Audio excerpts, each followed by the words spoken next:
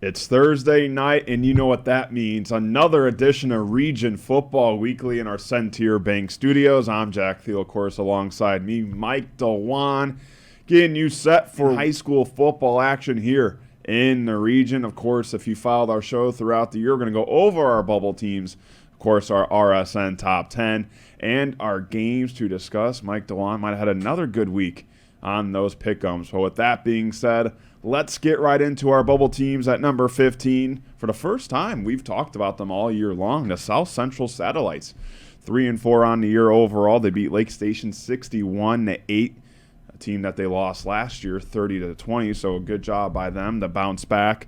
They're second place in the GSSC North behind Boon Grove.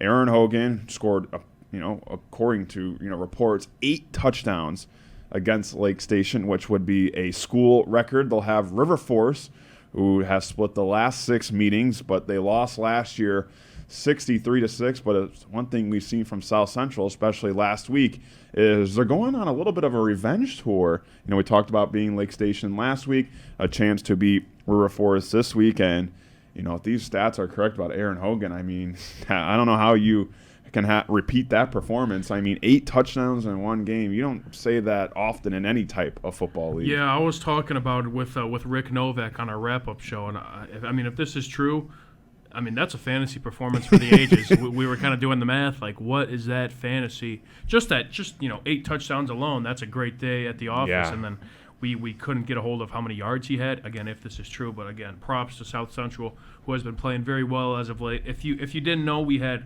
13 teams total in our rankings last week, and we kind of found some teams that are a little bit more worthy, definitely worthy of talking about, and South Central is definitely one of them.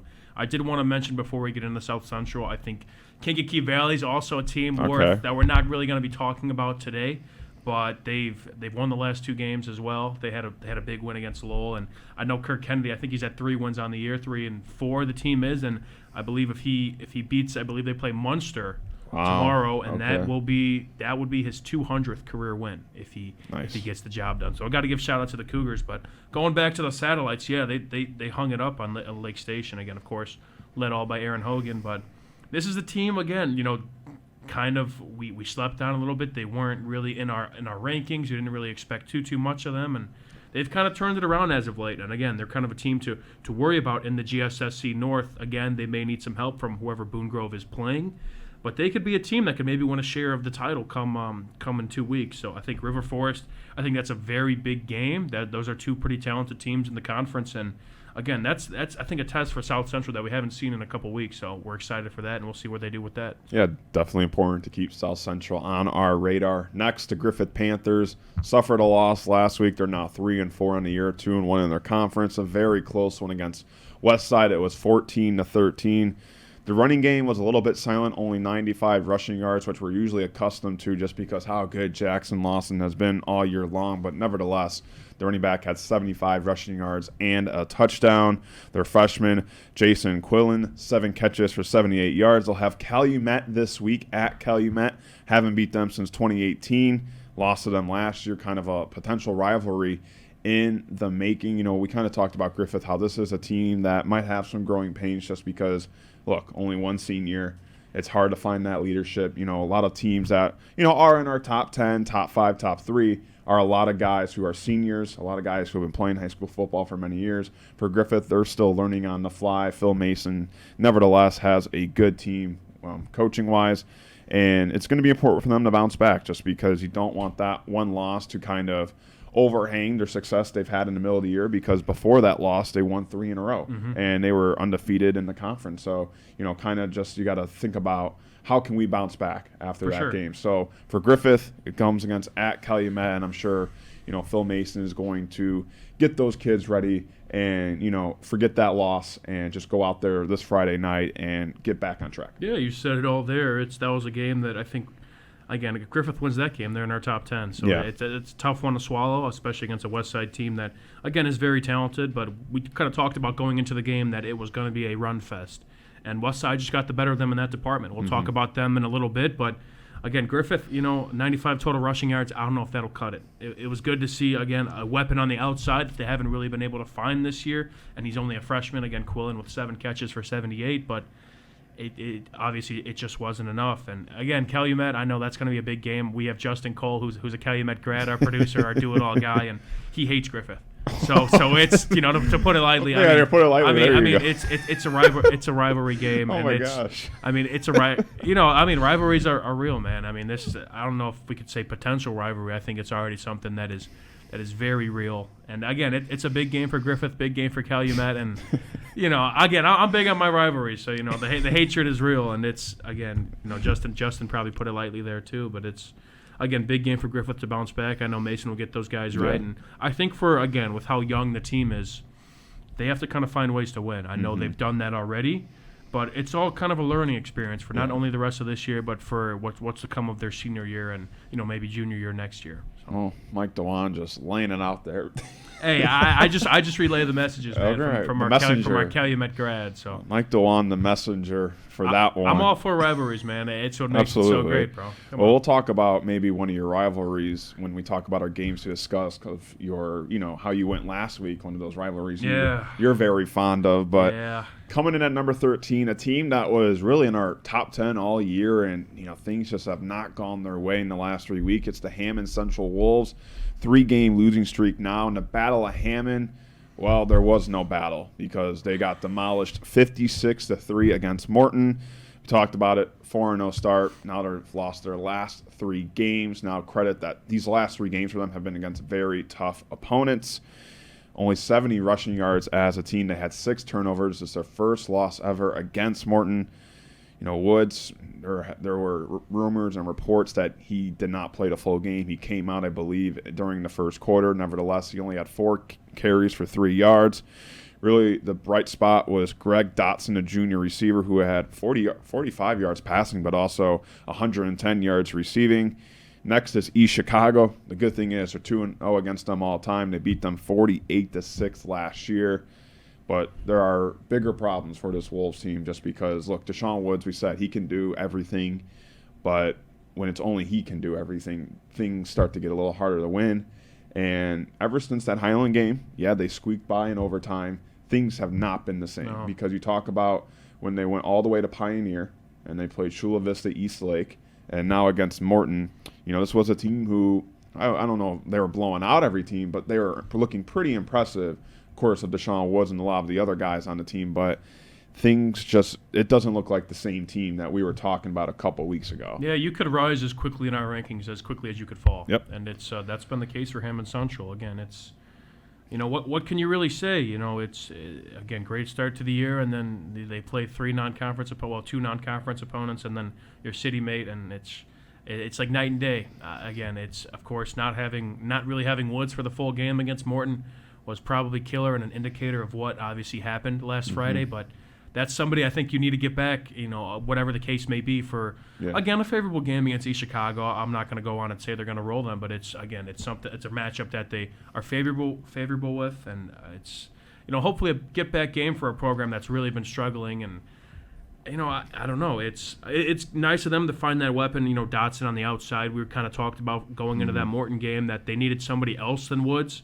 Now, maybe he had a lot of receiving yards because they were down for most of the game. Who knows? But hopefully that kind of opens up maybe more play calling and maybe kind of give him the ball a little bit more to take the load off of Woods and maybe anybody else who's kind of filling that role in case he doesn't play this Friday. Well, I think it's also important because for Hammond Central, this is a team, like we said, start 4-0, and if you were to lose against EC 4-0 to 4-4, you don't want to lose track of this season because it started so special. And 0-2 in the conference if they were to lose to EC. So, for Hammond Central, obviously you look at EC, you got to take it one game at a time, but at the same time, you don't want to lose track because what they did at the beginning of the year was very impressive, and they started to challenge themselves with harder games, and now they're kind of getting into the thick of it where this is kind of where you want to be on the winning side of things, not the losing side. You want, even if you started the season 0-3, you'd rather be 4-3 instead of starting the season 4-0 and being 4-3 this week. So, for Hammond Central, they got a couple of weeks to figure things out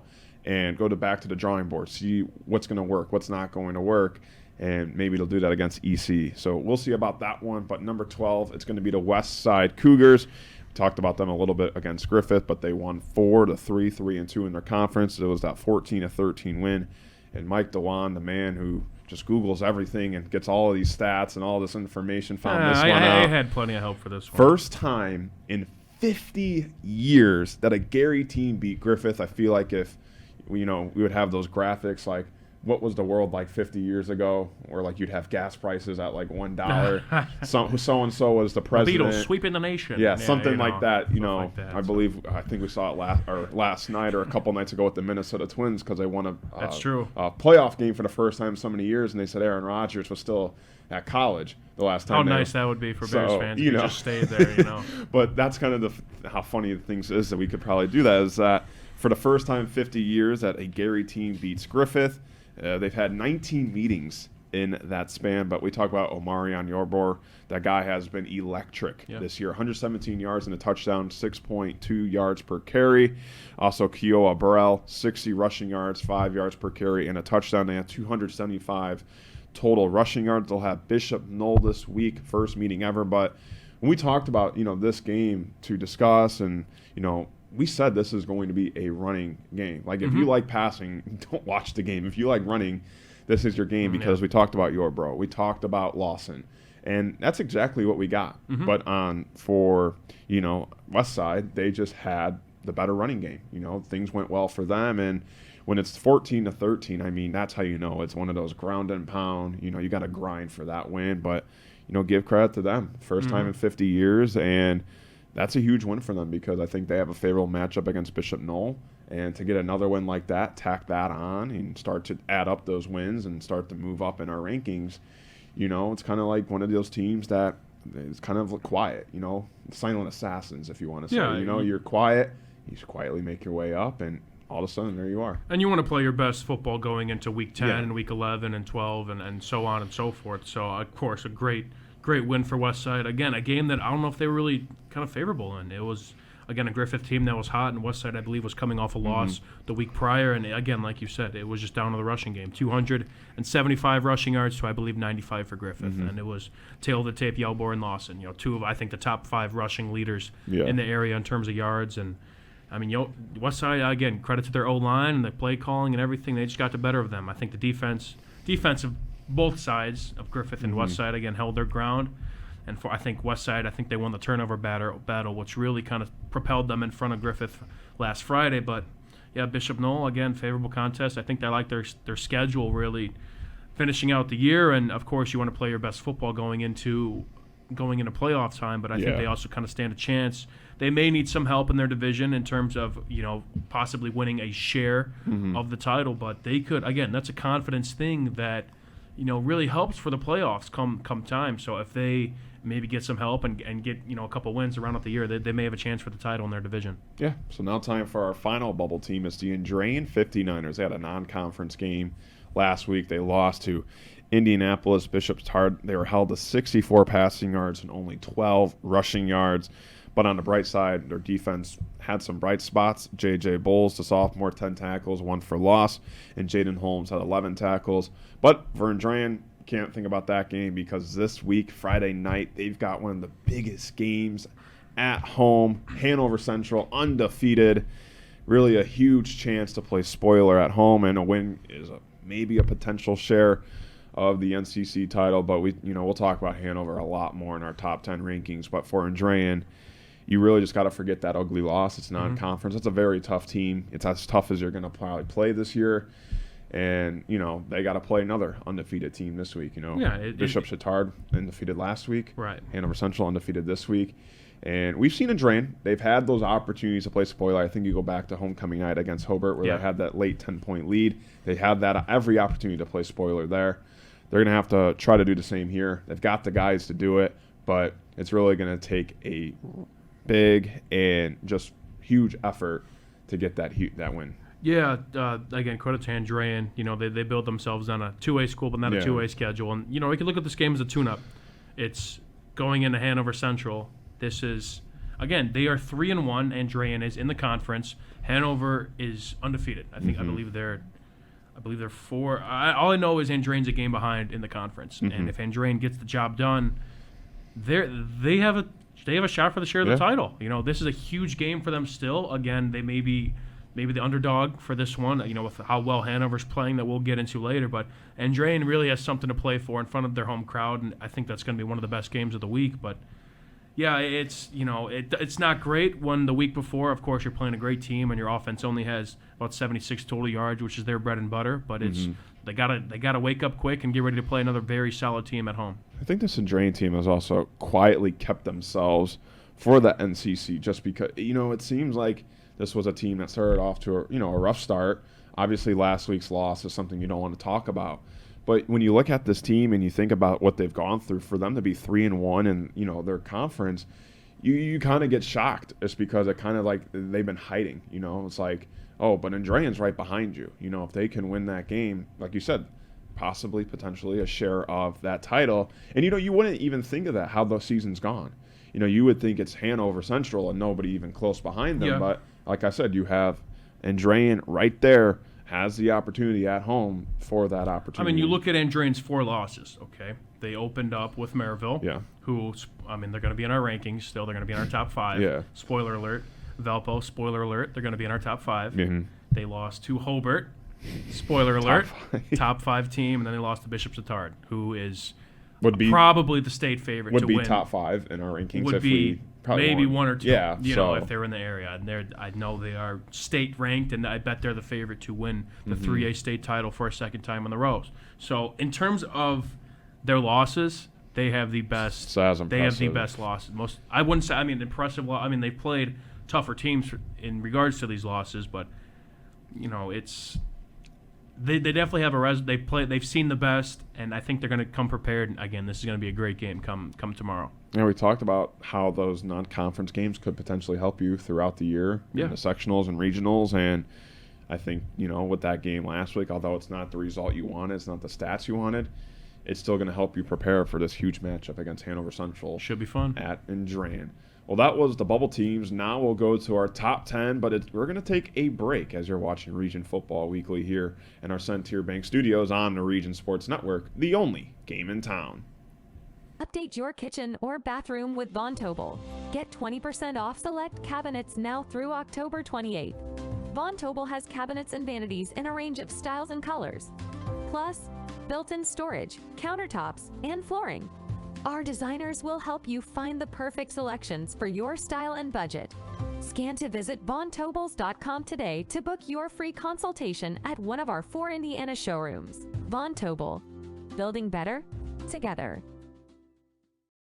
When life takes you places and you can't get to the store, shop online with Strack and Van Til To Go.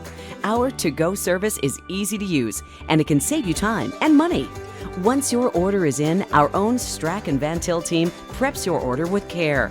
For delivery or pickup, enjoy the convenience of letting our to-go team shop for you. Enjoy your special moments. Sign up online today at shop.strackandvantil.com. Hi, I'm Crowell Company's Lantern Man. I'll cover your motorcycle. I'll be with you on the water. I'll be with you on the snow.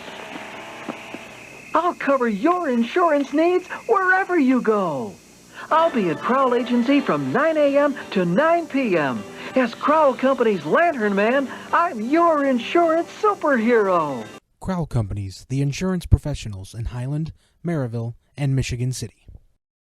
From schools to stadiums, hospitals, and bridges, everywhere you look, union carpenters are building Indiana. With jobs and skilled trades in high demand, there's never been a better time to start building your future. As an apprentice, you'll earn a debt-free college degree, earn while you learn, and receive great benefits like healthcare and retirement. So what are you waiting for? Visit carpenters.com to learn more. Visit carpenters.com and start building your future today. Thinking about what to do after high school? Consider a career with Boilermakers Local 374. As a Boilermaker apprentice, you'll earn while you learn. We offer excellent wages and benefits, and as part of our no-cost hands-on apprenticeship program, you'll learn from the best in state-of-the-art training centers and on the job. Become a union Boilermaker and get on your way to a great career. Find out more, visit www.local374.org or call 219-845-1000. Have you checked out Centier Bank's student checking account? This no-fee checking account is perfect for students and teens ages 14 to 24 and comes with all the features you need to succeed, such as a debit card, digital banking, and automatic deposit. Centier Bank can help you start establishing good spending habits today for your better tomorrow. For more information, visit Centier.com/student-checking or visit your local branch. If you are under the age of 18, your parent or guardian must also sign on the Centier student checking account. At the age of 25, your account will automatically convert to the Centier checking account. You must deposit $25 to open this account. This account is not eligible for overdraft advantage. Member FDIC. Back here on Region Football Weekly in our Centier Bank studios. If you're just joining us, I'm Jack Thiel. Alongside me, Mike DeWan. We went over our bubble teams. Now it's time to get in our RSN Top 10 rankings for week number 9. And coming in at number 10, wheeling all their way in the rankings for the first time all year long, the Wheeler Bearcats. 4-3 on the year, 4-1 in their conference. A big 38-8 win over Calumet. Look, they started 0-3 on the year. Now they're 4-3, and like Drake says, started from the bottom. Now we're here. He's on fire, folks. He's on fire.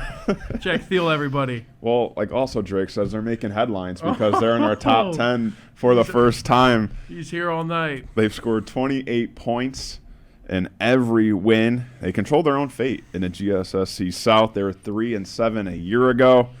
Caleb Klimzak, the quarterback, we've talked to him a couple of times throughout the year. 2 touchdowns and 242 passing yards. Jaden Ortiz, 119 rushing yards and 2 touchdowns. Bryce Compton, 8 catches for 178 yards and 2 touchdowns. Xavier Harlovich and Jackson Smith both had 12 tackles each. They just stuffed the stat sheet. They will play Whiting, and they lost to them, though, 7-6 in 2022. They're trying their first GSSC South title since 2015. Although they can't go back-to-back, they'll try to get their first one since 2015. But in all things, for Wheeler, they have been a team that, like I think we've talked about a lot of our bubble teams, kind of quiet, like the silent assassin. You're quiet. And all of a sudden you look at them, they have 3-4 wins in a row, and here they are. And that's the case with Wheeler, just because, like we said, 4-3, they control their own fate, and a huge opportunity to continue that win streak. Yeah, they're just doing their job. They're winning at the right time. God, I got to work on my Drake puns now, man. I don't know if I could top that, but again, Jack Thiel, everybody, man. He's the best. But yeah, again, like you're saying, they're just they're just doing work. I mean, they're working in the shadows, man. Yeah. They again started out, rough start. I think their second straight 0-3 start on the year, but this season it's just they've turned it all around. Offense is coming to play, and again, they're a very young team. Those offensive weapons we mentioned of Klimzak, Ortiz, and Bryce straight out of Compton, they're all juniors. So there it it's is. yeah, I had to get my licks in, my 2 cents. There we go. But it's again, they're a young team. Again, only looking forward to the rest of this season, potentially winning their first division title in a couple years. But again, looking for next year. Some very young talent that is playing very well, getting varsity experience, learning experience, figuring out how to win games against solid conference teams, and they're a team that's really going to be feared not only for the postseason and these next few weeks, but for 2024. And again, shout out to Wheeler making their first appearance on our list, and they are again started from the bottom. Now they're here.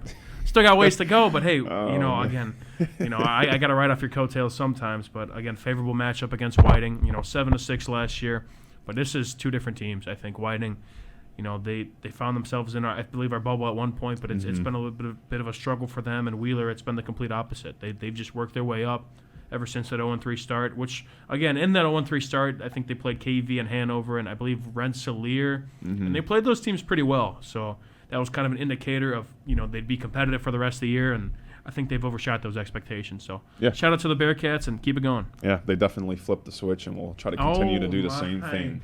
This dude's everywhere, man. Coming in at number 9, the Lake Central Indians. They bounce back after their tough loss against Michigan City. They defeat Chesterton 20-14. Now they improve to 4-3 overall, 3-2 in the DAC. It's their first one on the road since 2013 against Chesterton. Their first one against Chesterton, period, since 2016. We talked about it last week. Lake Central, when again this 3-game stretch, things really start to not go well for them. But hey, they got the first leg done against Chesterton. A tough, gritty win. They were down 20-14 at one point, and then they just scored 20 straight and got that win. They really rallied behind their 2 junior playmakers, Trace Kikowski, the quarterback, and receiver L.J. Richardson. Richardson, 2 touchdowns, 1 through the air, 1 on the ground, and Kikowski, 1 on the air, 1 on the ground as well.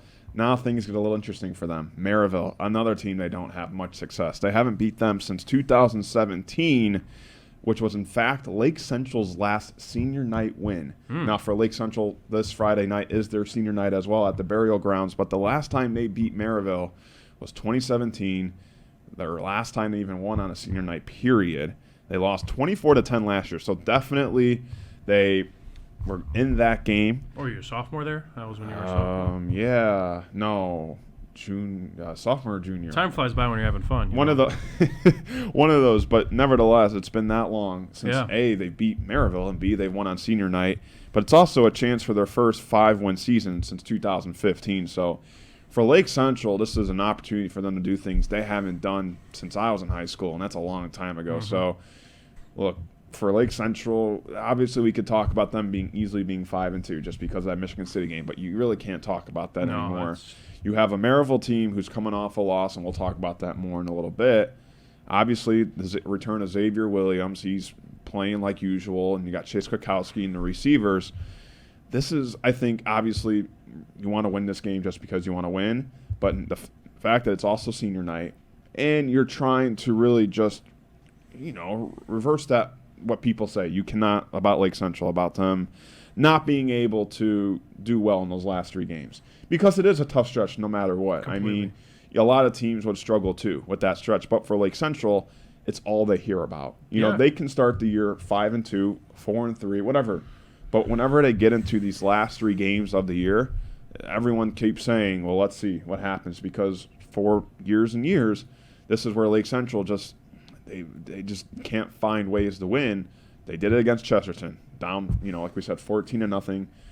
Against Maryville, who is coming off a loss, and you're at home, senior night, definitely going to have a lot of people there. And I think, we are there for homecoming nights. I think it's going to be the same type of atmosphere. And they just gotta win this one, I think, for Lake Central, just because you're also in the middle of the DAC. And for them to get that win against Maryville, not only does that obviously lift their spirits, because it's kind of like lifting that weight off your shoulder of, oh, well, hey, we just beat them, so now what are you going to say?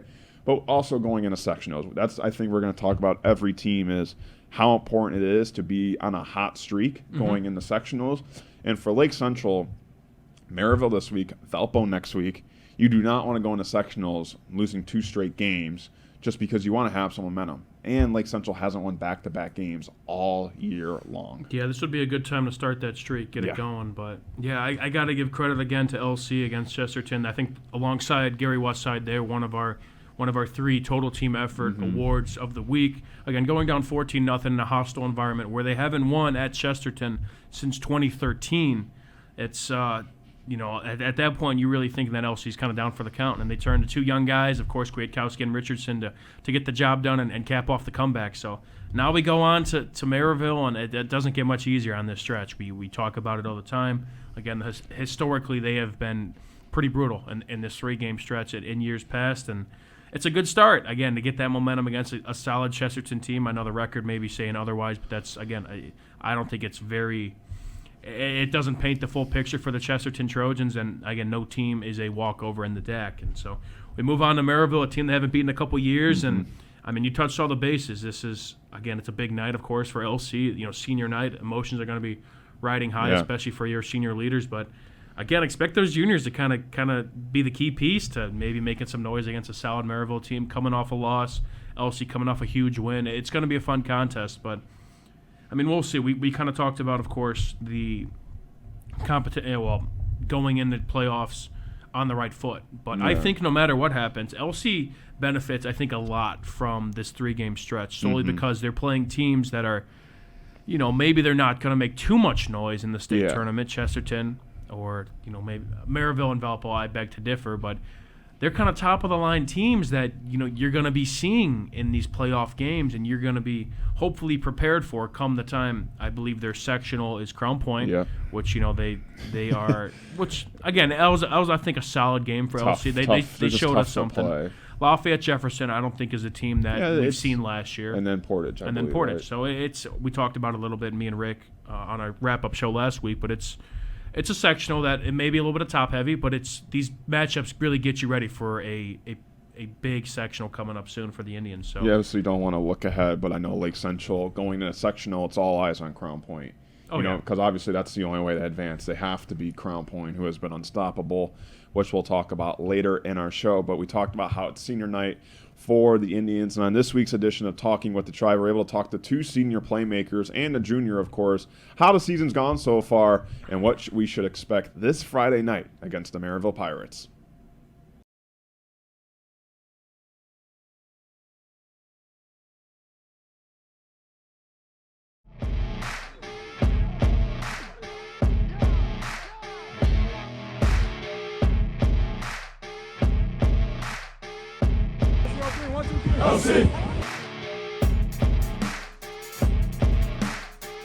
Encourage. Here we go. Next one, make one.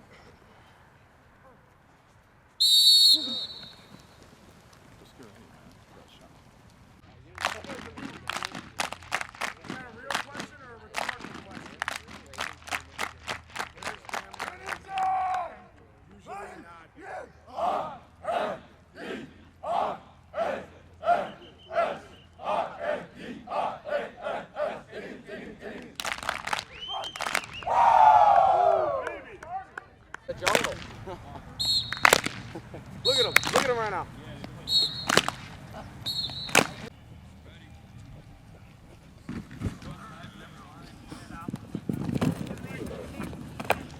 Sit. Hit. All right, next group up, next group ready. Eyes up, moving forward, Sit. Hit. Good. What do we? That's our sideline. The sideline's our friend. Play this inside out. Ready? Tackler, ball carrier. Sit. Hit. Good. Whistle.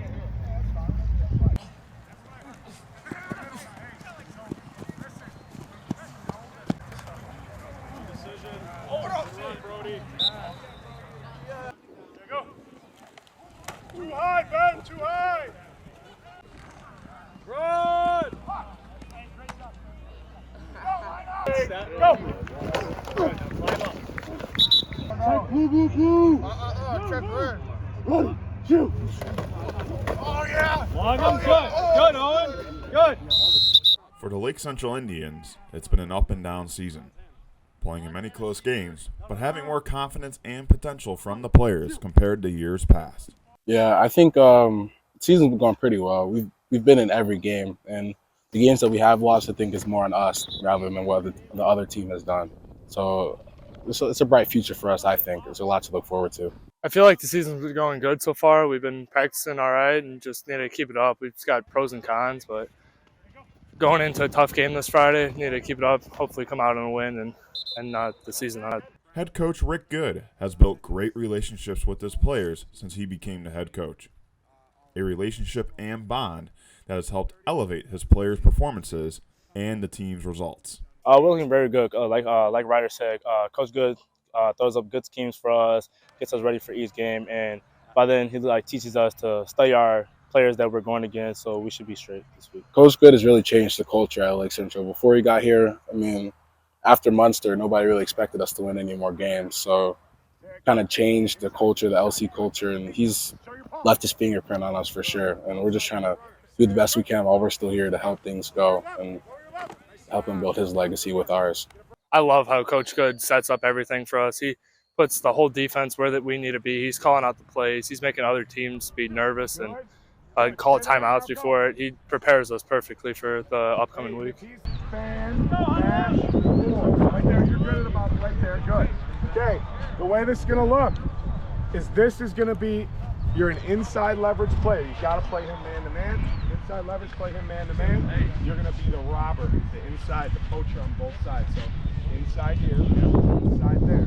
You're coming, you're playing this middle of the field at 10, and you don't have deep responsibility. You got to get your back. Take your way there. We want to shoulder too high still. Here, right away, if you're the quarterback, you see 3 over 2 versus 3.5 over 3. That's their side, right? they throw it over there almost 80-something% of the time in Edmonton, okay? So when you're here, you're going to go that way, and you're going to help on 3 in the post. Gotcha. But the only way you're not is if number 2 gets inside here instant. You know what I mean? And just play the middle. He's trying to play inside leverage. Okay? Does that make sense? You're mashing. You're both going. With a long football season, it's important for the players to stay on top of their preparation and be ready for Friday night. Yeah, just getting my body right, just like therapy and just little things like footwork, keeping my feet sharp and keeping my nose in the playbook and like film and stuff like that. Whenever you know what the defense is doing, it makes my job a lot easier. I'm consistently watching film, making sure I know my keys, know what they're doing, what certain people are looking for, and if they make any certain moves, where they're going, and just keeping my body in shape for the upcoming game. This Friday night's game against Maryville means more for players like Xavier Williams and Amarion Brooks. It's senior night at the burial grounds, and it'll be important to stay focused on the game, but also enjoy the senior night festivities around them. I like just the emotions. I've grown up playing with these guys, so kind of not our last hurrah because we still have a lot of games left to play, but really just feeling the emotions of like possibly our last home game and just soaking in the environment because it should be fun and a lot of people here for to cheer us on and stuff like that. This week is definitely this week definitely means a lot to all of us. We all grew up to playing together, so Lake Central has never won a senior night, so we're trying to make history this week. We're playing against a good Maryville squad, so the talent that we have this week, we should. At the end of the game, it's gonna be some cries and stuff because after this game, we're not gonna have another senior night. It's probably the end of like maybe it's probably the end of most high school careers for most of us. So at the end of the game, it's gonna be a lot of cries, and during that game, it's gonna be a lot of emotions because like I said, we're trying to make history and win that game because Lake Central has never won senior night. Other than that being senior night, it's a huge opportunity for Lake Central to get a signature win with only a couple weeks left before postseason play. The Indians want to have all the momentum they can get before sectionals. Yeah, it's definitely very important. I don't think we've won 2 consecutive games this season yet. So just to build momentum going into playoffs, teams could definitely get hot. So starting the streak now would be great. This week is a big week, actually, because, being Lake Central Indians, we're the underdogs against this big, tough Maryville squad. Everybody probably thinks, we're going to get blown out, stuff like that. And like coaches preaches at practice, the only group that believes is us. So we have to all dial in, study our plays, and believe in each other to win this game this week. It could be our last game, so we gotta pick this shit up. Let's go. LC on me, LC on 3. 1, 2, 3. LC.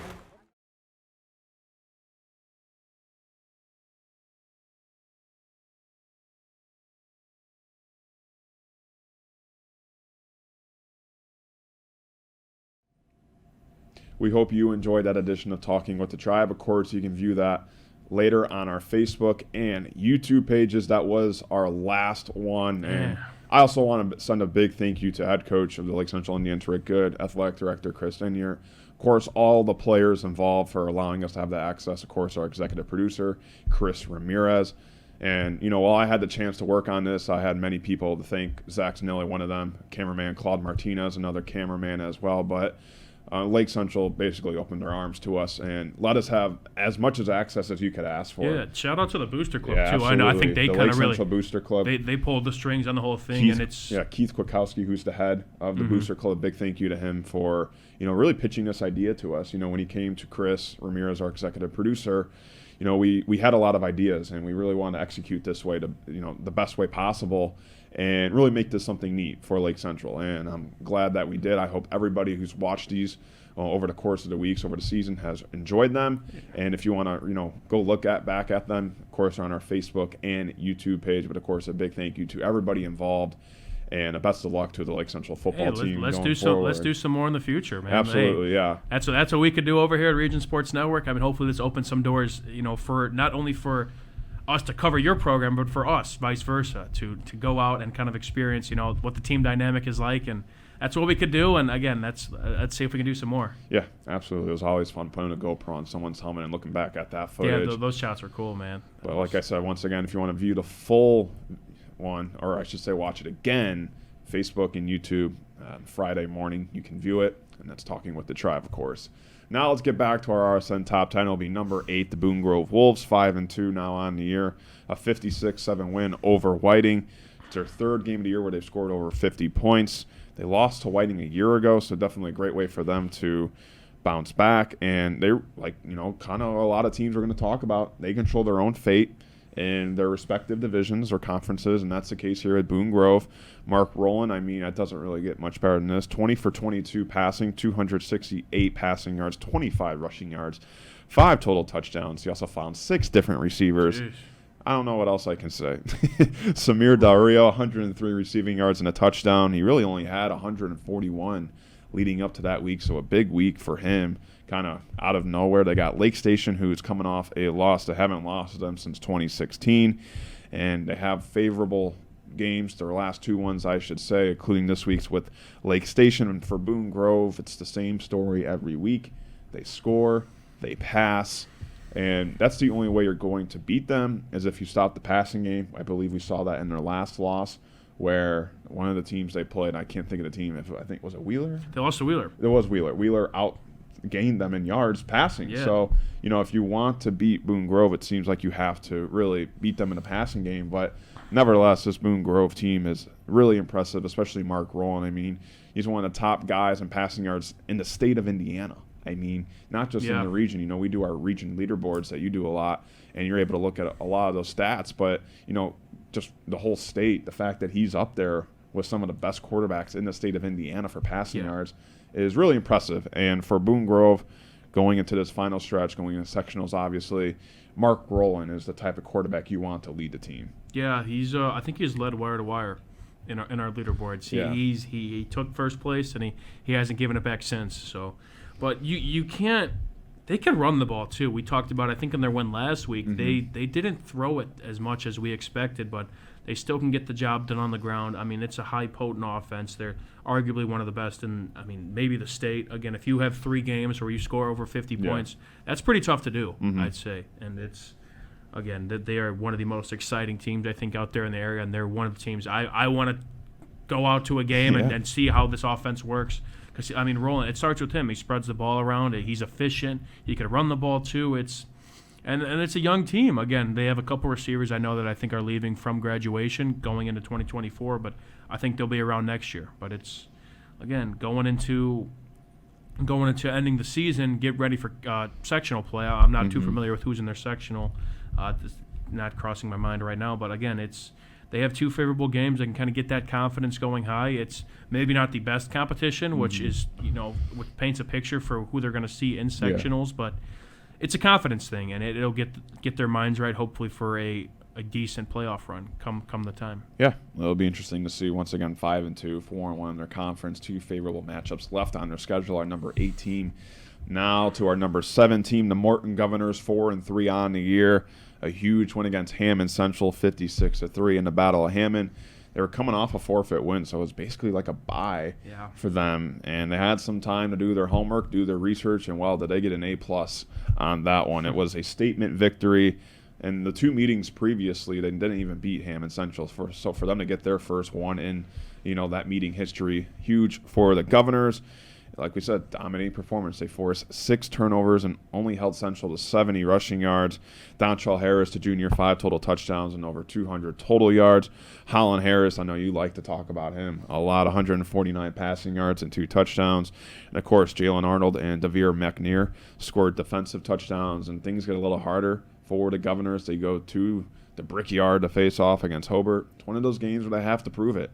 It's a chance to really cement themselves as one of the area's best teams, and, we'll talk about more of that game in our games discussed. But for Morton, coming off that forfeit win, you never know how a team's going to look just because it's like a bye in a way. Yeah. We're not sure why or what happened, but, for Morton to come back in that Battle of Hammond and, a game with high emotions, obviously you want to represent your town. And that's what they did, 56-3. I feel like there was probably a lot of talk, obviously, with Deshaun Woods and how Hammond Central won the 2 meetings last year.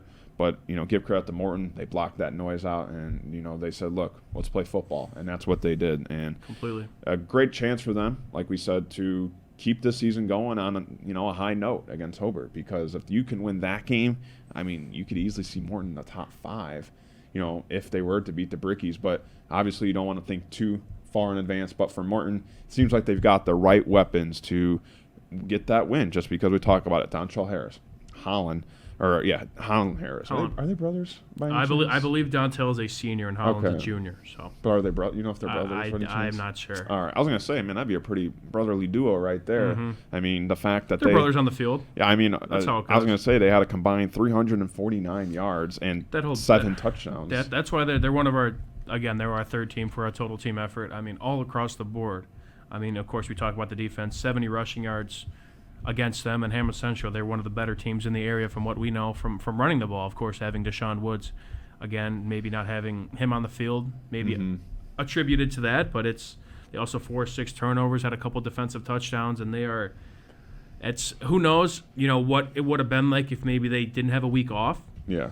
That's, again, a big another what if, but nonetheless, they put the works on their city mate, and now they move to somebody probably an even tougher opponent. Again, this is another blue blood in the area. Of course, Hobert, you can't mention NWI football without the story of the Hobert Brickies, and that's a chance to make a name for themselves, going to a big stadium, the Brickyard, historic stadium, and playing a very solid team, and we're going to be happy to cover it. So we'll see. Again, they got the talent. They're light years from I believe they had 1 win last year, and they are looking at a whole completely different team. So, again, shout out to the coaching staff to really turn this program around, and, of course, the players that are executing that on the field. Yeah, absolutely. Once again, Morton and Hobert, like you mentioned, one of our game nights built by Von Tobel. Video broadcast, of course, one of our game nights built by Von Tobel. Morton at Hobert, we'll talk about that game a little bit more later. But now time for the number 16, Michigan City Wolves, 4-3 now, 3-2 in the DAC. Definitely have the opportunity to, keep that momentum going after that late buzzer-beating win against Lake Central. They want to keep it going, keep the juices flowing. That's what they did, 21-8 win over Portage, doubling their win total from last year. The rushing attack came alive for the second week in a row. The Syracuse commit, Jaden Hart, 156 rushing yards and a touchdown. In his last 3 games total, he had 404 rushing yards. Javon Lewis, 6 tackles and an interception for Michigan City. They have LaPorte. It is a rivalry game. Last 6 meetings, they've split evenly. LaPorte has not won a conference game yet this year. For Michigan City, we talk about looking ahead. Obviously, the game against Crown Point next week is something they'll be looking ahead to. But obviously, with the rivalry game against LaPorte, they want to get that first conference win. But for Michigan City, as we keep talking about, end of the year, this is a team that's really finding their stride at the right time. Their best players are performing the way we thought they would. Jaden Hart had a really slow start to the year. Yeah, for his standards. Yeah, and, everyone's asking what's going on. And, it's always hard when you have a first-year head coach come in because you're installing a system, beliefs, your motives. And, when you go from one coach to another, it takes some time to adjust. It's not like you show up on the first day of practice and you're like, oh, okay, sounds good. No, it takes time to learn about the coach, really gain that connection with him, almost like he's not your coach, like he's like a family member. Yeah. So for Jaden Hart, I think that's the case. I think he's more comfortable in this system now, and I think everybody around him is more comfortable. I think the whole team has really grown on to Cody French, and everybody knows, what they expect from their head coach. Obviously, week 1 when they lost that game, that's your first game with your coach, and that's always the hardest thing as a head coach, as a team, is to win that first game with a new head coach. But as we've gotten, later in the year, their performance has improved, and that's what we're seeing right now. The defense, nice job by them to only give up 8 points just because they're going to need that defense next week against Crown Point, and LaPorte as well. LaPorte plays a very spread offense. Aiden Penzel, the sophomore quarterback, he's a gunslinger, and of course, Ollie Kring, their senior receiver, is one of the best possession catchers in the region. So, but for Michigan City, definitely where they want to be right now in terms of not maybe record-wise, but performance-wise. So yeah, to go off a little bit of Jaden Hart, of course, he's been doing his thing as of late, and he's kind of cementing himself again. Even though we already knew going into the year, Syracuse commit, he's going to be one of the top running backs in the area. But again, the slow start, I think it's, again, you mentioned that with him coming in, with Coach French coming into the system, he's an offensive mind. So he has to, of course, kind of implement his offense. And again, it's a big change. Switching offenses from year to year, of course, it's not an easy task. And it probably was some growing pains in the first few weeks. But for Hart, he's found it, and he knows his role in this offense, and this seemingly what we thought was an offense that was really big on the passing attack. They have some solid receivers on the outside with a lot of depth, and now it looks to be the Jaden Hart show in Michigan City once again, and he's showing that in these past few games, and expect him to do some work against LaPorte. I think this is a game where, Of course, LaPorte is hungry for that win, but this is a game where I don't think records matter. It's, again, as we mentioned, last 6 meetings, they've split right down the middle, and LaPorte beat City. Again, one of those close losses from City last year, 21-12. So I think for City, the reason also they've had some success is they're, again, finding ways to win games, but I think their struggle last year from their 2-win season, they lost a lot of close games. And I think now, again, even though they beat Portage by 13, who, again, credit to Portage, I think, again, their record, they may not show it, but they play teams very tough. And Roy Richards has those guys playing to the final whistle, no matter who they're up against. But they're finding ways to scrap out wins, whether it's by 13 points or by 5 or 6 or 14. They get the job done. And, again, Coach French is doing a great job, and expect the same come Friday. But we'll see what happens. Yeah, that game's going to be at LaPorte. LaPorte, great home fans. That place is going to be packed. So like you said, records don't matter when it comes to a rivalry game. We're going to take a quick time out as you're watching Region Football Weekly here on the Region Sports Network, the only game in town.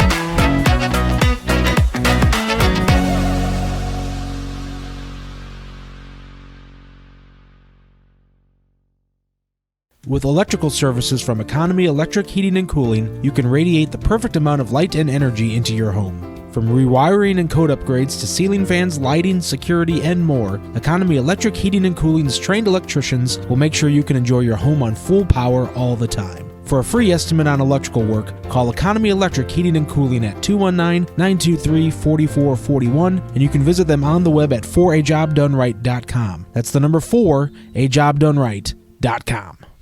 Develop skills that will last for a lifetime with an apprenticeship with the Bricklayers and Allied Craft Workers Local 4, Indiana, Kentucky. The apprenticeship and training program is committed to developing highly skilled bricklayers, terrazzo workers, and ceramic tile setters to provide the construction industry with the best hands in the business. If you are currently working non-union and want better pay with benefits, or if you think learning a new skill with a paid apprenticeship while you earn your associate's degree is the right path for you, visit baclocal4.org/training to learn more about the apprenticeship program. Are you built to succeed?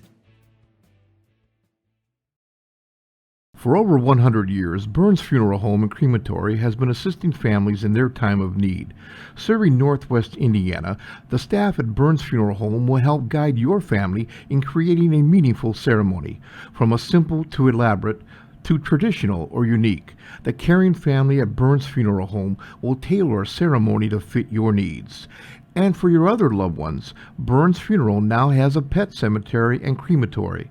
Visit burnsfuneral.com or give them a call at 219-942-1117. Blythe's Team Sports in Valparaiso is a leader in athletics apparel and equipment sales. With in-house production including screen printing, trophies, embroidery, and more, Blythe's can help you to create the perfect look. For more information, visit them online at teamblythes.com. Blythe's Team Sports in Valparaiso, where the athletes shop.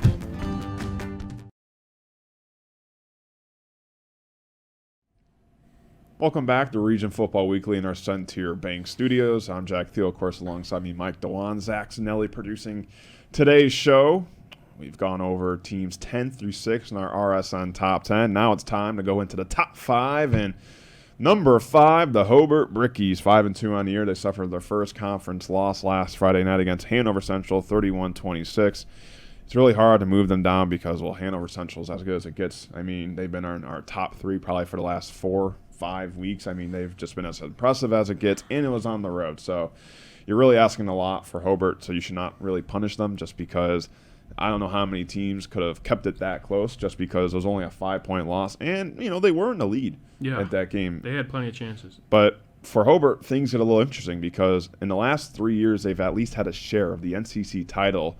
And, well, the only way they can get that is now if Hanover loses a game. That's going to be very tough just because how good Hanover's looked. But, like I said, they started scoring early, but they didn't capitalize on some opportunities. They gave up 249 rushing yards. But for them, Willie Shahir, another junior running back. There you go. There you go. You're getting on the train, man. 148 rushing yards and 2 touchdowns. TJ Caldwell, the dangerous receiver, 73 receiving yards and touchdown. And, of course, the quarterback transfer, Johnny Sorensen, 201 total yards and a touchdown. Next up, they play Morton. It's going to be a really great matchup. It's a balanced offensive attack they're going to have to face. It's their first regular season matchup since 2016.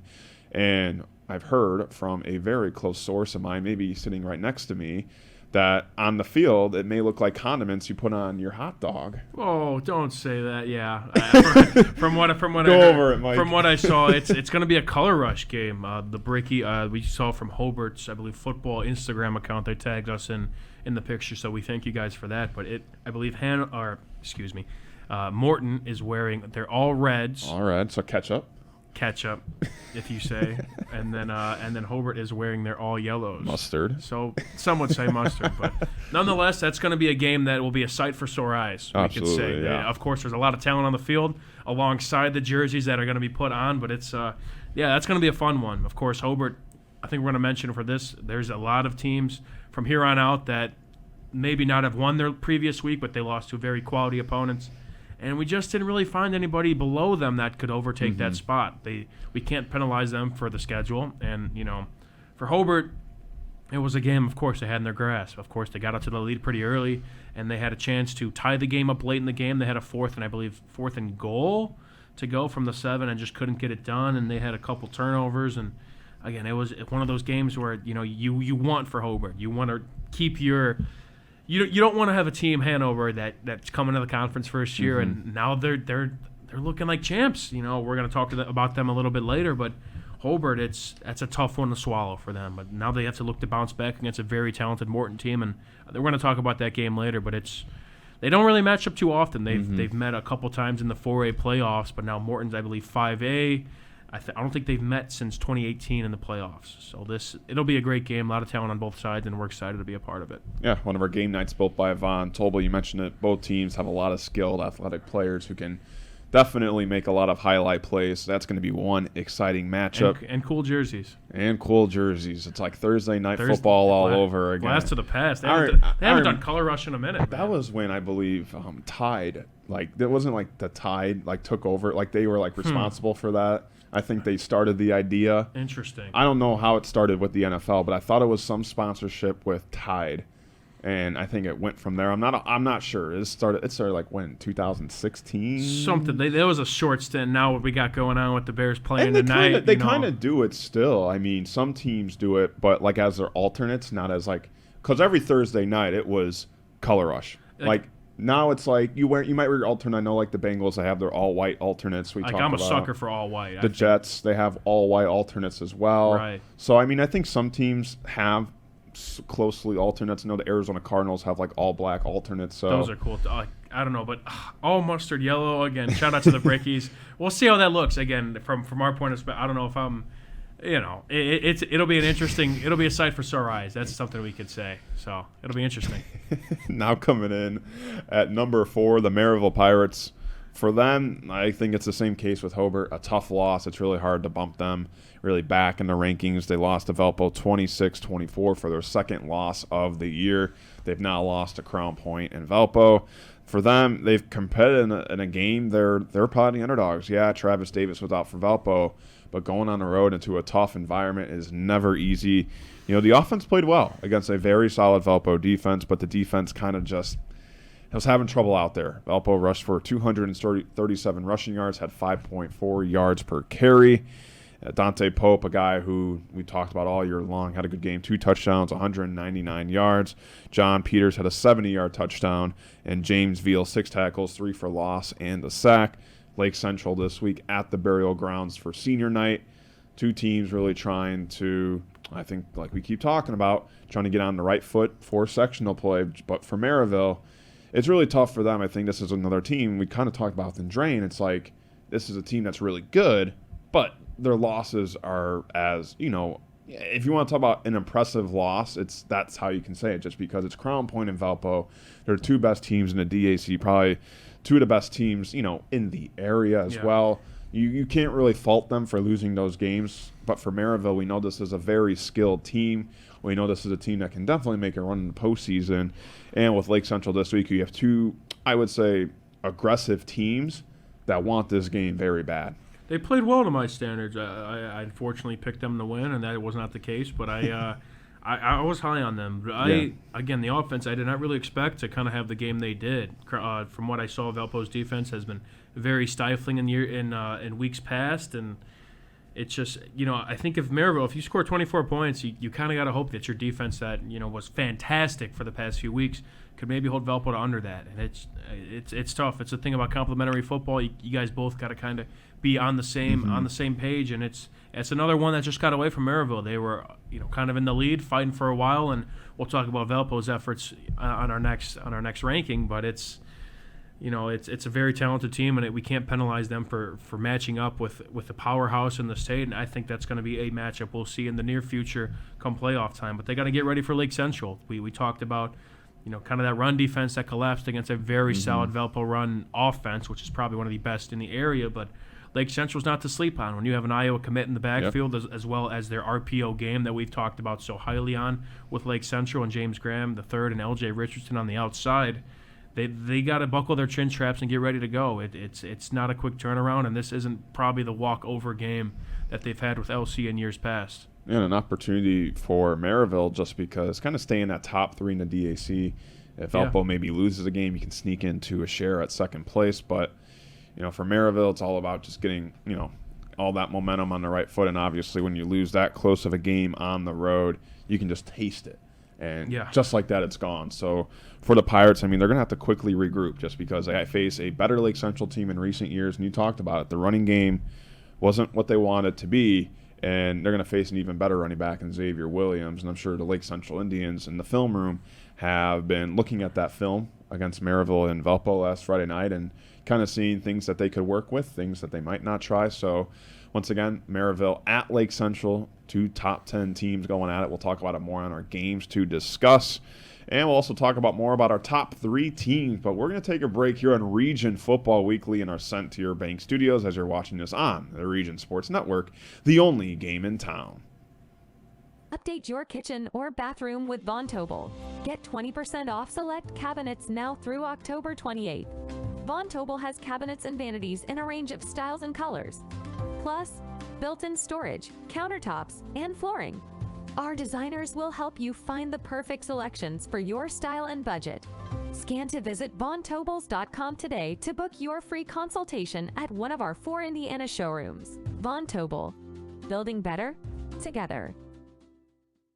When life takes you places and you can't get to the store, shop online with Strack and Van Til to go. Our to-go service is easy to use, and it can save you time and money. Once your order is in, our own Strack and Van Til team preps your order with care. For delivery or pickup, enjoy the convenience of letting our to-go team shop for you. Enjoy your special moments. Sign up online today at shop.strackandvantil.com. Hi, I'm Crowell Company's Lantern Man. I'll cover your motorcycle. I'll be with you on the water. I'll be with you on the snow. I'll cover your insurance needs wherever you go. I'll be at Crowell Agency from 9 a.m. to 9 p.m. As Crowell Company's Lantern Man, I'm your insurance superhero. Crowell Companies, the insurance professionals in Highland, Maryville, and Michigan City. From schools to stadiums, hospitals and bridges, everywhere you look, union carpenters are building Indiana.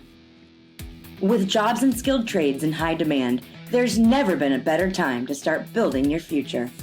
As an apprentice, you'll earn a debt-free college degree, earn while you learn, and receive great benefits like healthcare and retirement. So what are you waiting for? Visit carpenters.com to learn more. Visit carpenters.com and start building your future today. Thinking about what to do after high school? Consider a career with Boilermakers Local 374. As a Boilermaker apprentice, you'll earn while you learn. We offer excellent wages and benefits, and as part of our no-cost hands-on apprenticeship program, you'll learn from the best in state-of-the-art training centers and on the job. Become a union Boilermaker and get on your way to a great career. Find out more, visit www.local374.org or call 219-845-1000.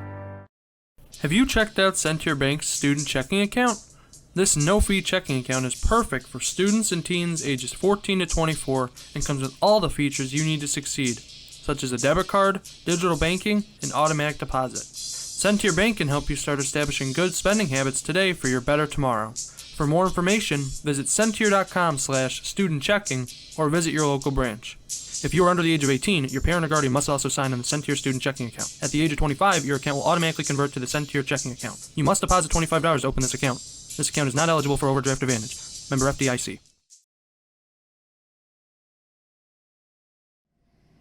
Now it's time to get in our top 3 teams here on Region Football Weekly in our Centier Bank studios.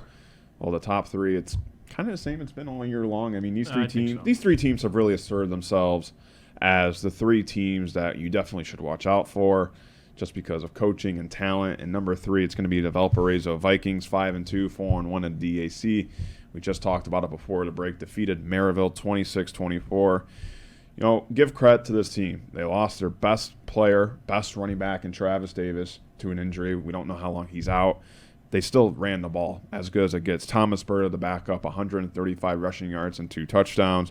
Justin Clark, the quarterback, as well, 102 rushing yards. Julian Stokes had a huge kickoff return for a touchdown just before half. Their next game is against Portage. But for Valpo, definitely trying to reverse their fortune from last year because you remember losing to Crown Point. Then they lost to Maryville in back-to-back weeks. Obviously, that led to a state title, which is pretty cool. But you know, you don't want that to be the same story every year that you lose those games back to back. But they're able to bounce back against Crown Point. Obviously, we talked about when you're in a game like that and beating a team like that, and then some injuries happen and you lose some players and you lose that game, and you have to quickly regroup yourself for another hard matchup. That's tough. And you gotta give credit to Coach Marshall and the team for getting ready for that matchup and doing what it took to win that game. And like we said, Thomas Berta, look, yeah, he was the backup to Travis Davis, but Berta is really good. And I was telling you, Doug Nelson, who I called the game with, was Valpo and LaPorte, he said Thomas Berta could start at a lot of these schools in Northwest Indiana. You know, you shouldn't hinder his talents just because he's behind a great running back. You know, I think we see that a lot in college football, a lot of guys who are really good as a backup, but they never get that chance. And when they do get that chance, they shine. And for Berta, we're going to see that, I think, right now because first start game as a starter, 135 rushing yards like we talked about, against a tough defense, a defense that was coming off 2 shutout wins. So for Valpo to regroup, get that win, and still find their identity in the running game and not lose that identity, and now they have a favorable matchup against Portage, a big opportunity for them to keep the ball rolling. It looks like they have the best odds of finishing second in the DAC. They'll have Lake Central in their last regular season game. Then it'll be playoff time. But for Valpo, great way for them to bounce back, and things are looking bright for them at a Portage. Yeah, got to shout out Thomas Berta again. I mean, he had 800 yards on the ground last year. It's not like he's a typical backup that, you know, just kind of stepped in Davis's absence. He was one of the main pieces to that state championship winning team, and he showed it again last Friday. Of course, you have to credit the offensive line. They're the unsung heroes of this fantastic rushing offense.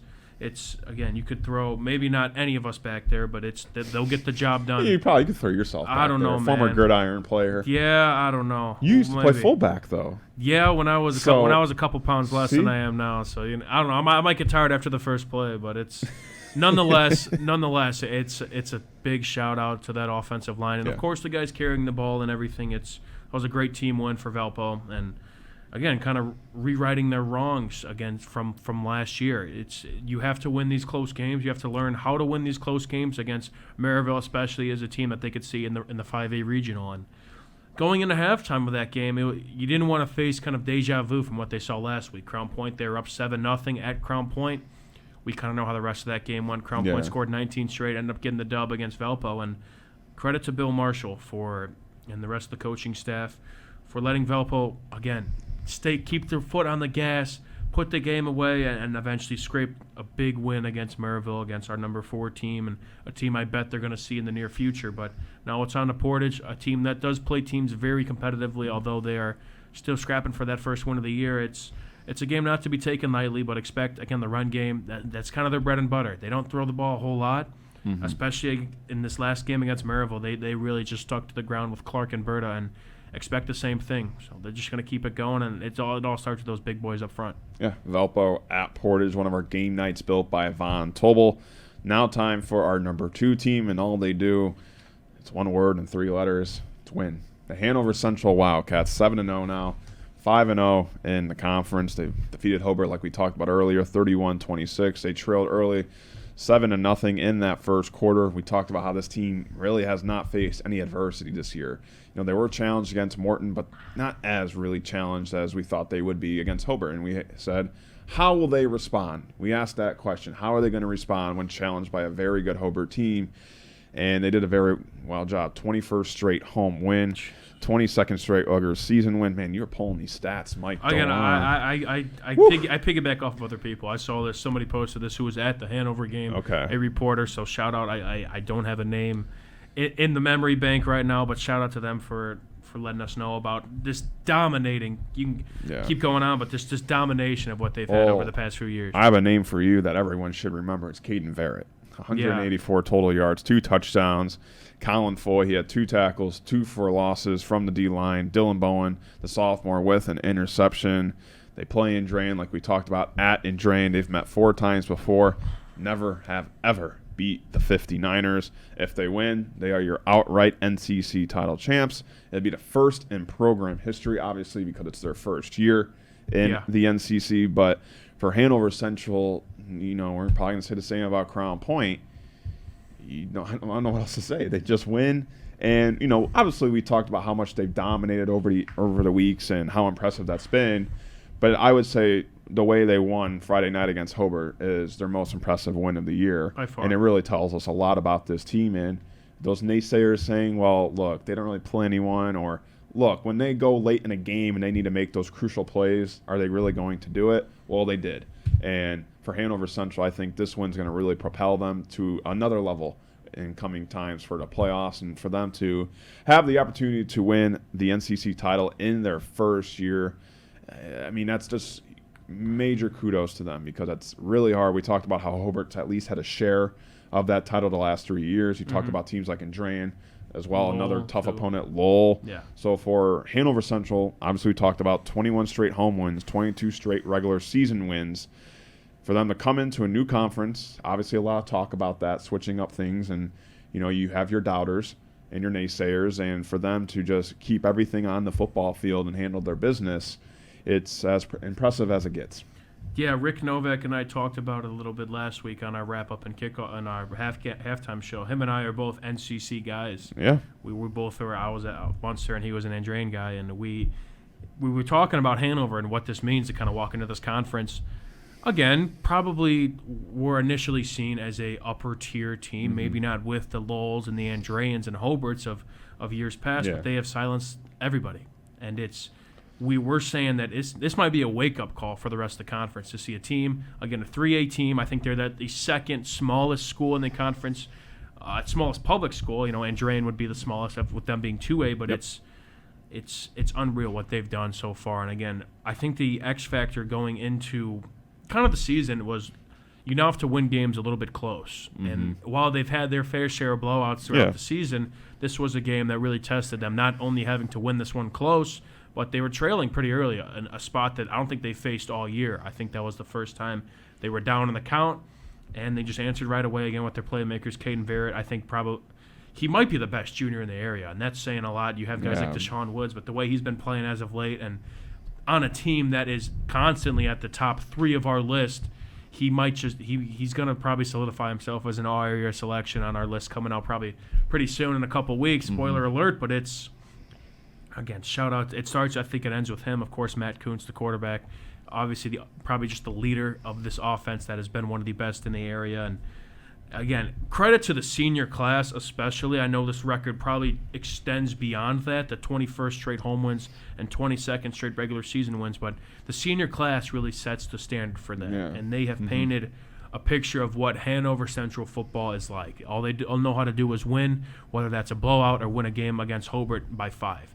It's, all they've really done is win. Maybe that may not have shown too much in postseason success, but this is a different year.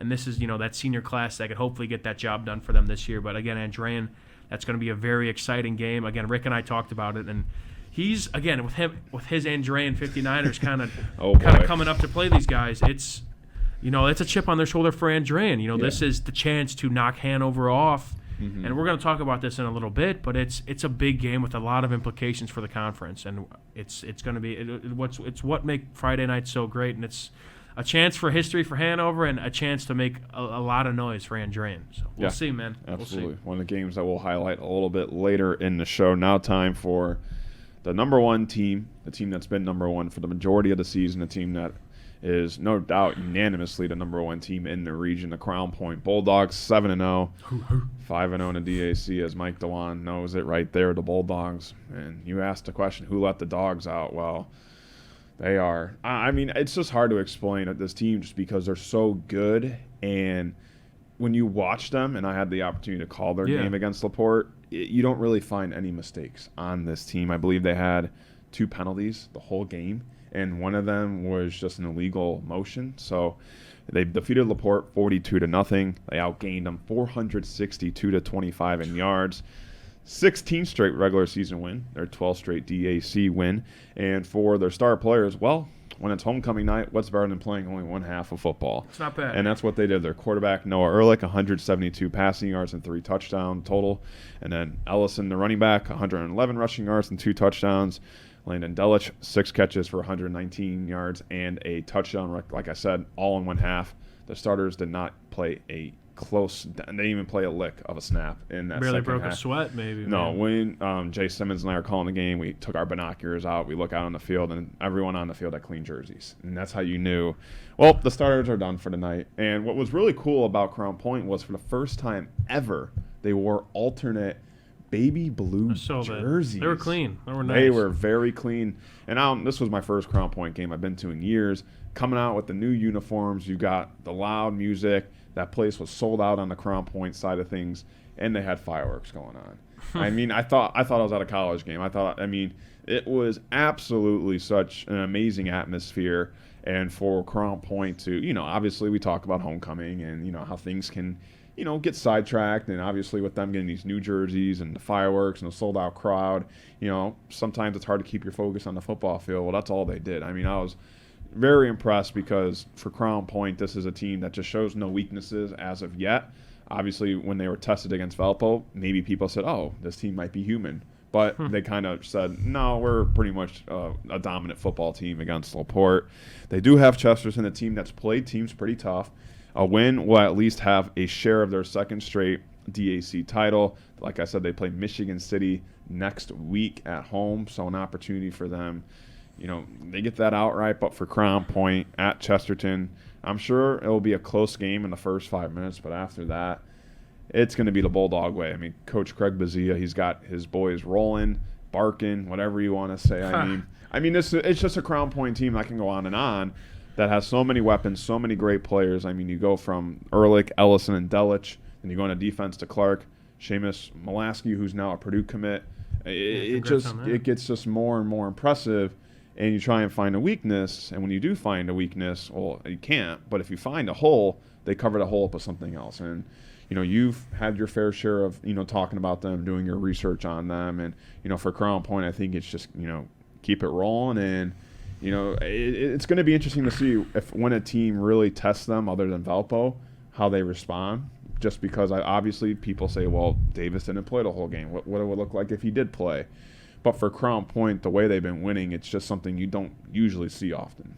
Yeah, it's very few flaws with this team. No. I think I say it every week. Why stop now with what you're doing? That defense is phenomenal. Again, if this is true, we got all these statistics from Crown Point's Twitter, and again, only giving up 25 yards to a DAC team is pretty incredible. And Yeah, they just put a show on and off the field from what we heard from you. But it's, again, a very solid team, top to bottom, talented. I believe they're now 4th in the state in 6A, and it's about that time where we talk about playoff football. And again, with what their schedule looks like upcoming. Again, Chesterton going to that place and playing it. It's a hostile environment. It's a fantastic stadium with usually a typically packed house, and Michigan City the week after. But it's about that time where you got to see almost, not how far, how far they're going to go, but I mean, who's going to stop them? It's almost that question where you got to start looking at those Indianapolis teams, those, I think, Center Grove. I don't know who's in 6A off the top of my head, but you got the Center Groves and Ben Davis and just those big schools in the Indy area, and it's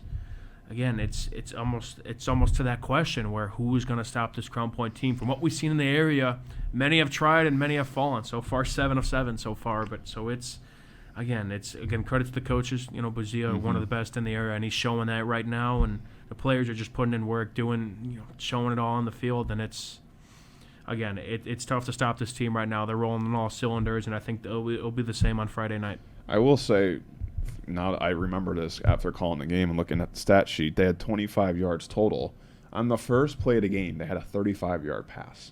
Laporte did? Yes. Wow. From Aiden Penzel to Drew Flores, a little screen pass, and he just bursted down the sideline. Jeez. So you just think about that. I mean, since that first play, and there were a bunch of 3-and-outs after that, negative total yards for that team since then. So for Crown Point, they said, hey, 35 yards on one play, that's enough for us. Yeah, I wonder what that coach said. I'm sure it was something we couldn't probably put on the air, but it woke those guys up. And again, I mentioned when you and I were both at Lake Central when they played each other, and I've never really seen a defense get that ticked off. Yeah. When LC had a couple sustained drives that were driving down the field, and they were pissed. It's a team that holds themselves accountable. Yeah, completely.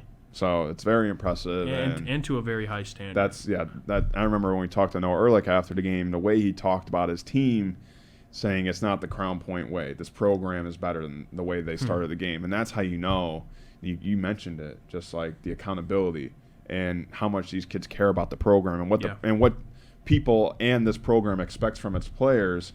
The players want the same thing. So for them to all buy in and believe, you're going to have one really good football team. So with that being said, we have one last part of the show. It's going to be our games to discuss. Mike's going to make some picks, but you're just going to have to wait for that, as we're going to take a break here on Region Football Weekly on the Region Sports Network, the only game in town.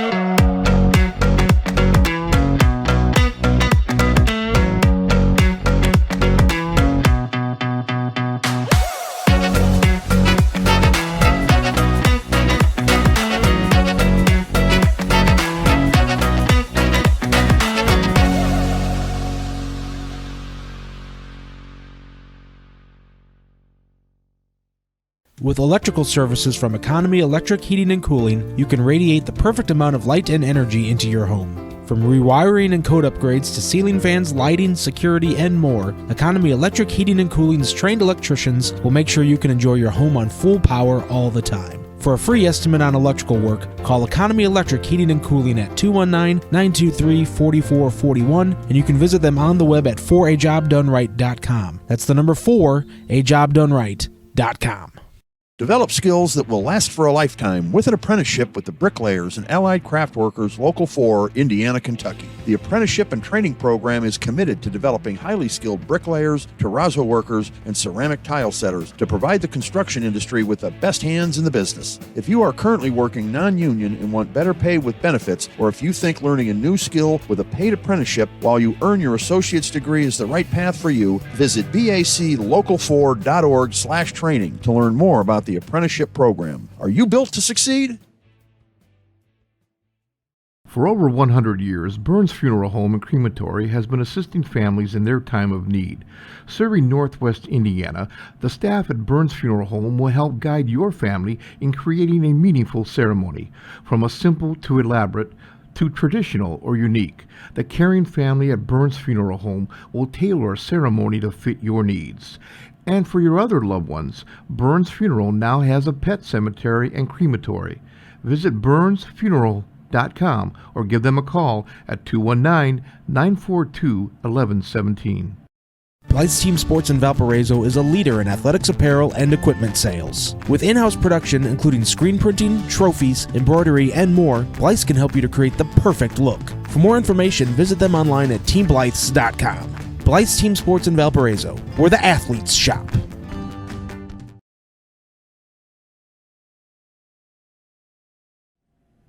Nearing the end here on Region Football Weekly in our Centier Bank Studios. Jack Field, Mike DeWan. We got Zach Snelly producing today's show.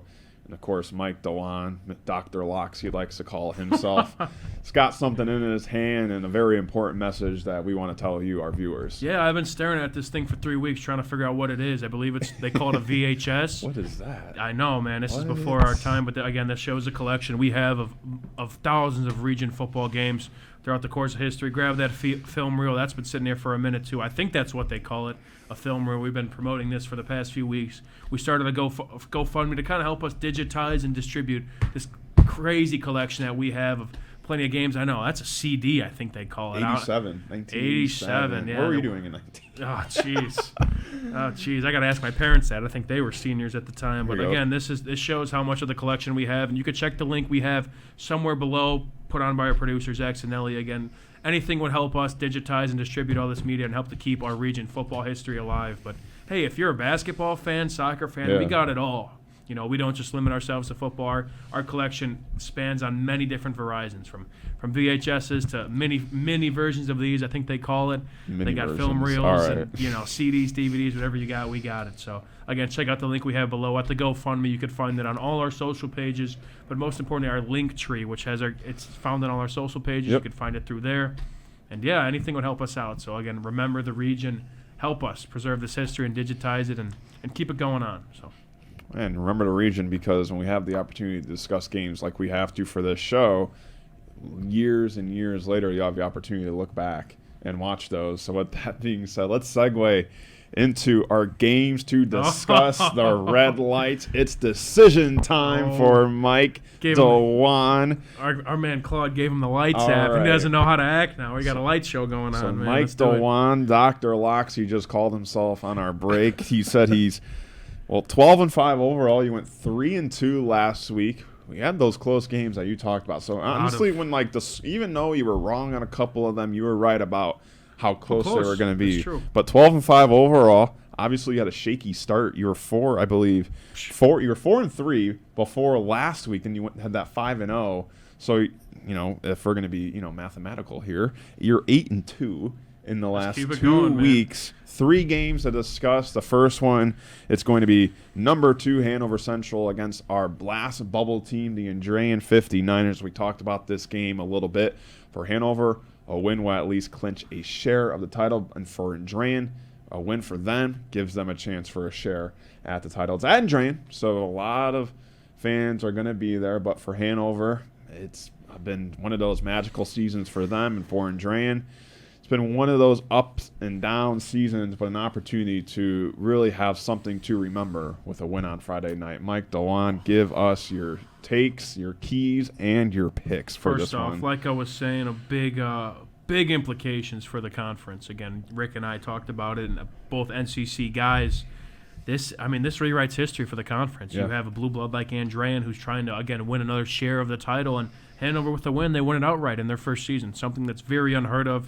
A team walking in, again, a 3A team, and what they've done, again, they could win it all in one of the area's best conferences, and it's a big game for both squads. Andrean, I know they're going to pack the house. It's going to be a fun game, but I'm going to go with the road team. I think Hanover closes it out, and as we cue up the Hanover blue from our lights guy now. Hanover blue, baby Jack blue. Field on the lights guy now, but I think, again, I think Hanover, again, with that offense and what they've been playing with, man, their momentum, I bet, is so high right now, and I bet their confidence is through the roof. Mm-hmm. And I don't think it really ends here. I think Andrean makes it a fight. Okay. But I'm gonna go Hanover by 7. I think Right. I think they go into a hostile environment in the Father Eckert Stadium. One thing to note, I think, is maybe a big indicator, and I think this would be Hanover's first game on grass. Huh. I'm trying to think. Wow. They played Lowell at home. Well, yeah. Highland is now grass. They played Wheeler, which now has a turf field. Yep. KV is turf. So I think this is their first game Wow. on grass. So that So I just thought you're about that a now. former football player, and talk to me through your experiences adjusting through turf, the grass. What adjustments do you have to make as a player? I think I'm kind of old school in Because that fashion. Munster's turf. The only grass field I played on Highland, right? I played on Highland for a little Okay. bit. They went to turf my senior year, I believe. Okay. But I played on Andrean a couple times. Because you and then got to Lowell. wear different shoes. You have to wear different everything. I feel like what is that like? Is it that big of a difference? Is it really going to affect one's performance, or is it something just as like you just got to change shoes? For me, in Munster, none of us really ever changed shoes. And Okay. maybe that's why we didn't have much success on grass fields. But for me, I love playing on grass. I like actually getting dirt. Okay. Getting dirty instead of having little tire pellets in all your socks. Yeah. And getting tire pellets in places where the sun don't shine. But it's I don't know. It's old school, but it's a different game. I think Yeah. Andrean, of course, a lot more acclimated to grass field. Mhm. That's, of course, they play half their games on grass field, being that it's their home base. And Hanover, it's going to be a little bit of a change. They may get off to a little bit of a slow start with that offense, but I think that's a big factor that kind of goes into it. I just thought of that now. I don't think that changes my pick. I still like Hanover to maybe get over the grass kind of effect. Maybe they go down early, but what they've shown last week, they could trail and they could come back and find out what they need to fix, and they could prevail. And I think they win the NCC tomorrow. So Mike Dewan has we'll go with the Hanover's Cats. undefeated magical season continuing. Now time for our second game. It's one of our game nights built by Von Tobel. Number 7 Morton at number 5 Hobert. Morton coming off a win against the Battle of Hammond Central Wolves, and of course Hobert coming off that loss against Hanover Central. All right, Mike, let's hear this one. It's a top 7 matchup. Both teams got a lot to play for. Obviously, we talked about one team trying to continue their winning ways, one team trying to bounce back after a tough loss. It is at Hobert, so definitely a hard place to win. What do you got here? Battle of the hot dog condiments. The condiments, period. The Yeah, the condiments. The condiment. Well, let's see if you can relish over this one. Oh, this guy, man, he's the best. He's the best. He's got it all, man. But Jack, still, a really good matchup with I a know. lot of skilled players on both sides of the I know. ball. I like both these teams a lot. Morton, again, I'd say a younger team in terms of youthful talent. I harp on them a lot about the players they have coming up, but I think Hobart. I think they have they got the Hobart yellow here. The yellow, the premature. I didn't make the my yellow pick yet. they're wearing Friday night. That is true. That is true. I think Hobart, again, with the track record they have, and I think they are a different team in the Brickyard, I will say, and that's going to be a hostile environment. It's going to be one of the, I think, better non-conference matchups of the year, but I am going to go with the mustard. The mustard of the Hobart Brickies. Again, that's going to be an interesting, not only for the color rush uniforms that'll be on Friday, but there's a lot of talent on both sides, and it's a proven game for both. I think Hobart, this is, again, going into the postseason, this is although they are different classes, I believe Morton is 5A and Hobart is still in 4A, but this is a precursor for what to expect come playoff time for both teams. I think they play above their class ranking, their class size, and I think this is, again, I wouldn't say a tune-up game for both squads, but it's going to be a very exciting matchup, and I'm going to go with Hobart. I think they got the experience a little bit, senior leadership, as well as some younger pieces that have really shined this year, and again, playing at home, I think that helps out a lot, but again, I'm very happy to be a part of it, and it's going to be a fun little condiment bowl. I think it's going to be fun, and we'll see what we could relish.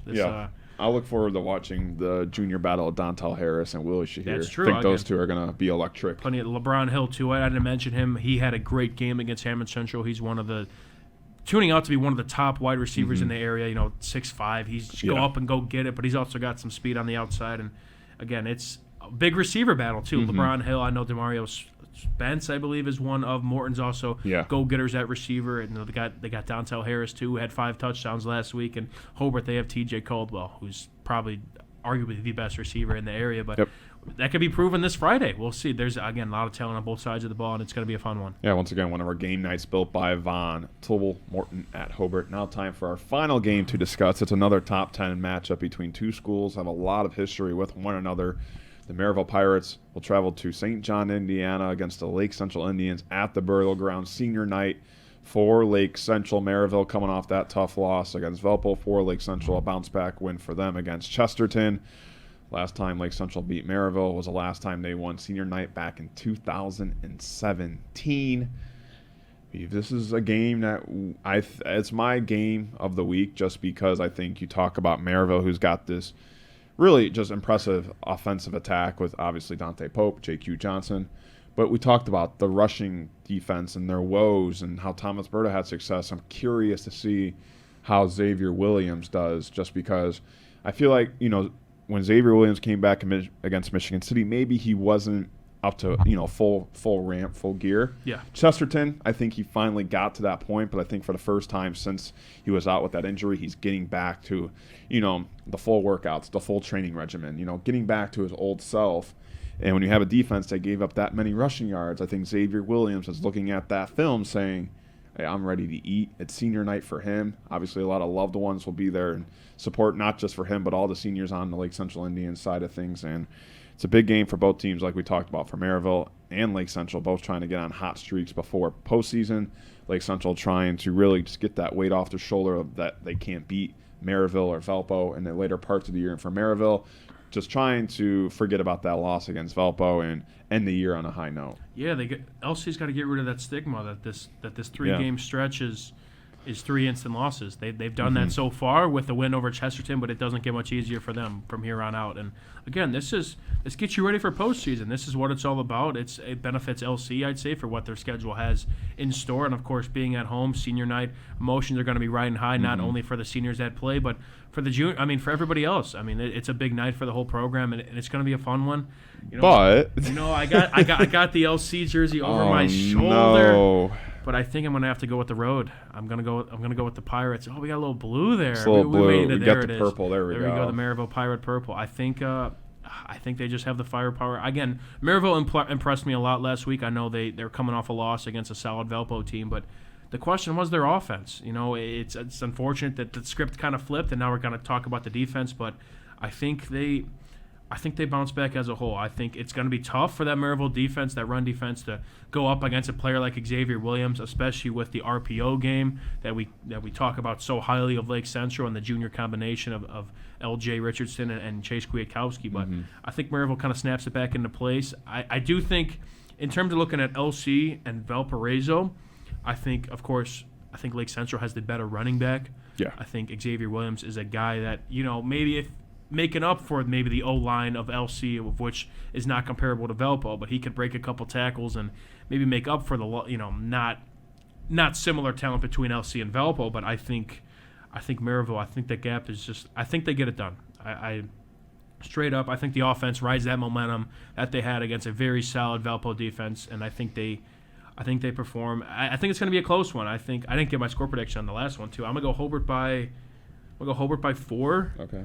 And I'm going to go Maryville by, man. I'm going to go Maryville by 7 in this one. Wow. I think they spoil the senior night. I think they come into town. I think they get back on track. The offense showed me something. I think the defense kind of snaps it back into place.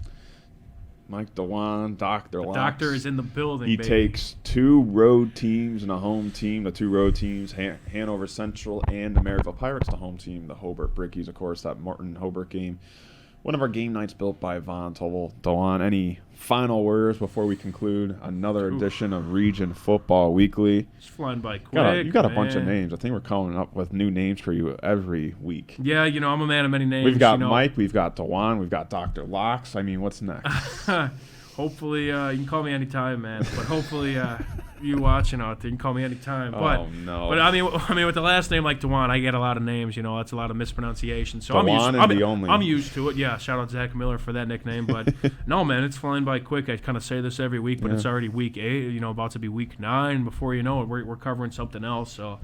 Again, senior night's coming up. I kind of mentioned this on the kickoff show and last week as well. It's take it all in. It goes by so quick.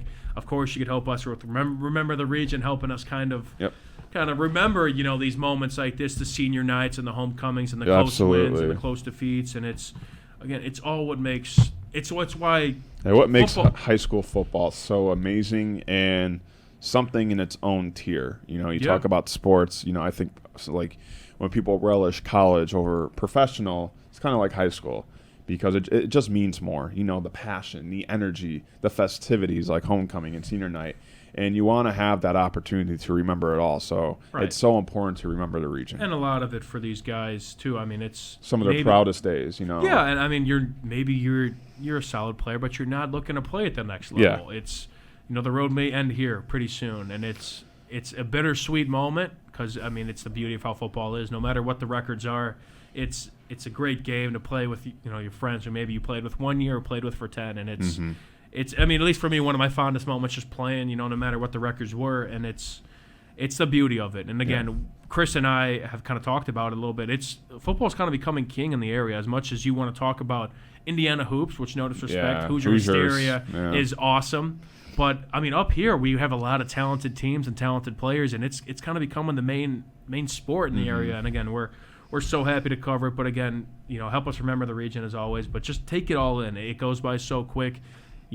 Weeks turn into months and months turn into years. So it moves by quick. And again, it's been so fun to do this. And, we're cherishing it here. Weeks are going by so quick. It's before you know it, the season's over. So again, it's another week in the books, and let's make it a good one. Yeah, absolutely. A big thank you to our executive producer, Chris Ramirez, our operations manager, Rich Castillo, and our coordinating producer, Claude Martinez, the man behind the computer, Zach Zanelli, for producing today's show. Doing it all year, man. It's been awesome. Always the man. Right next to me, Mike Dewan, and for Jack Theo, we hope you all have a safe night, and thank you for watching Region Football Weekly on our Centier Bank Studios on the Region Sports Network, the only game in town.